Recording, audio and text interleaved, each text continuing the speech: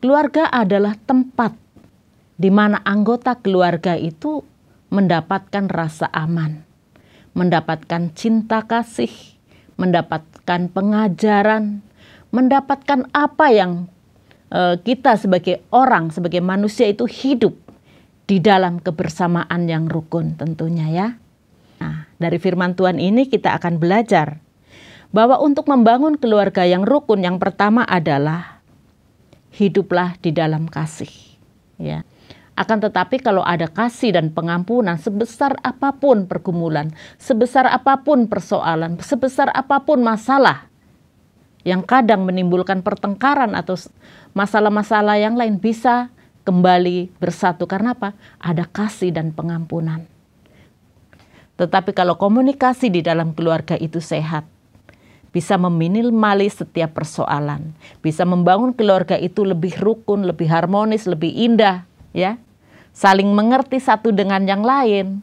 Oh, pergumulan anak saya ini, pergumulan suami saya ini, pergumulan saya juga seperti ini. Oh, keinginan saya itu seperti ini. Nah, dengan komunikasi yang baik, komunikasi yang sehat, maka setiap apa yang kita gumulkan, setiap apa yang kita rencanakan di dalam sebuah keluarga itu bisa tercapai dengan baik. Tetapi sebuah keluarga yang didasarkan kepada Allah, Allah sebagai pusat kehidupannya, maka Tuhan akan memenuhi kita dengan kekuatan Allah untuk membangun keluarga yang rukun. Ya.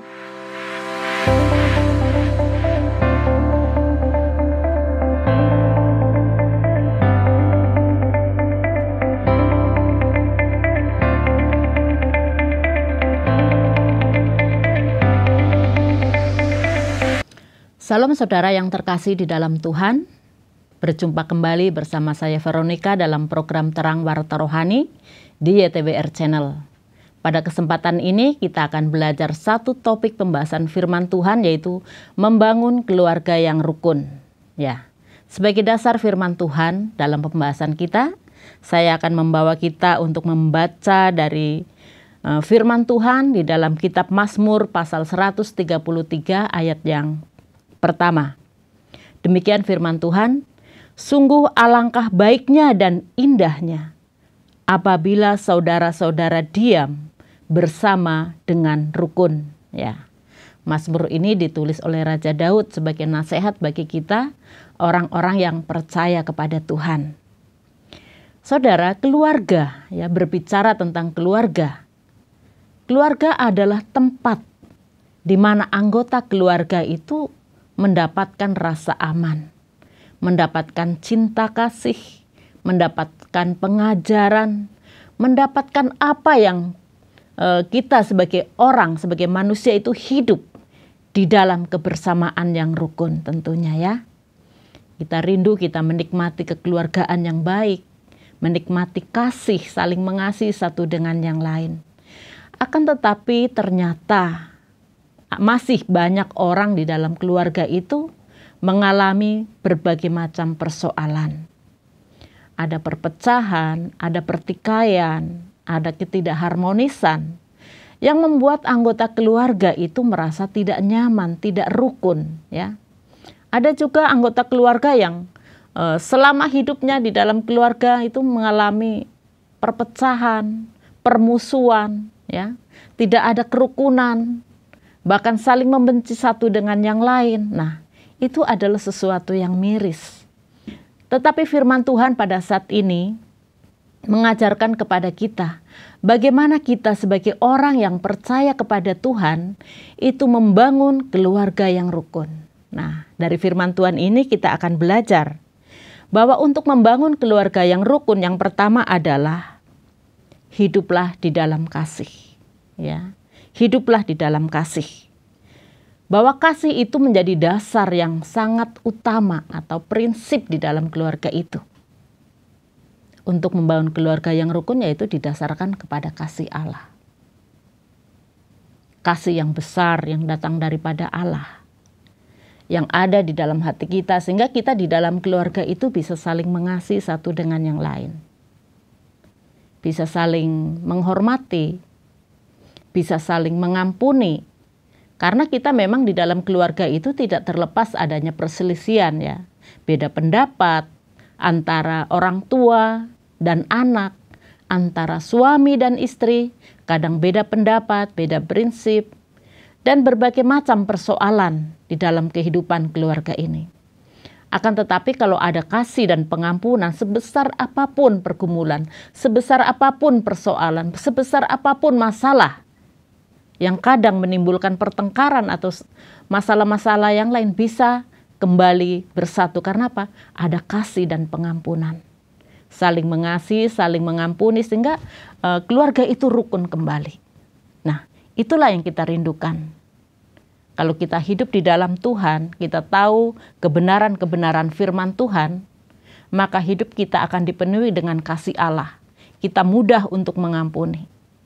Jika kita sebagai istri ya, seperti saya sebagai istri, kemudian suatu saat suami saya melakukan kesalahan, saya akan mudah untuk mengampuni.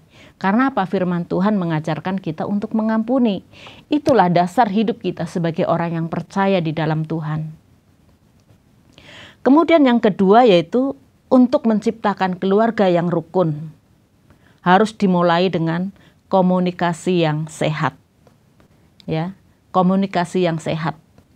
Di dalam keluarga jangan kita menggunakan kata-kata yang kasar, kata-kata yang membuat orang sakit hati, kata-kata yang keras, hinaan, ejekan, kata-kata kotor. Misalnya pada saat ada masalah ya, kalau salah satu anggota keluarga itu berkata-kata yang kasar atau kotor, pasti menimbulkan apa? Sakit hati.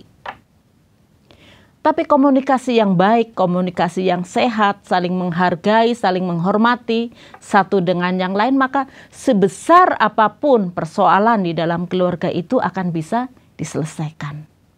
Ya, komunikasi yang sehat. Jangan di dalam keluarga itu diam-diam saja. Ya, antara suami istri jarang berkomunikasi. Karena apa? Kalau seseorang jarang berkomunikasi di dalam keluarga, pasti akan terjadi kesenjangan. Tidak bisa mengenal satu dengan yang lain. Tidak bisa mengenal apa yang menjadi keinginan daripada suami. Tidak bisa mengenal apa yang menjadi keinginan daripada si istri ataupun anak. Tetapi kalau keluarga itu bisa membangun komunikasi yang sehat, biasakan menyampaikan pendapat dengan baik dan benar, dengan kerendahan hati, ya, sehingga orang lain itu tahu, oh apa maksudnya, keinginannya itu seperti apa. Misalnya dalam keluarga itu kan kadang-kadang ada rencana-rencana ke depan ya. Wah, kita bikin rencana lah supaya keluarga itu ada peningkatan. Misalnya rencana beli rumah, rencana beli kendaraan, rencana menyekolahkan anak, atau rencana-rencana yang lain. Harus bisa dikomunikasikan dengan baik. Walaupun tujuan daripada suami mungkin ya, dia punya rencana memberi surprise kepada istrinya, misalnya membelikan mobil yang baru. Tapi ternyata istrinya nggak butuh gitu ya. Istrinya lebih butuh mungkin perhiasan, bisa untuk disimpan, bisa untuk penampilan. Nah, karena tidak dikomunikasikan walaupun niatnya baik, menjadi sesuatu yang kurang baik. Karena apa? Komunikasinya kurang sehat. Tetapi kalau komunikasi di dalam keluarga itu sehat, bisa meminimalis setiap persoalan, bisa membangun keluarga itu lebih rukun, lebih harmonis, lebih indah, ya. Saling mengerti satu dengan yang lain.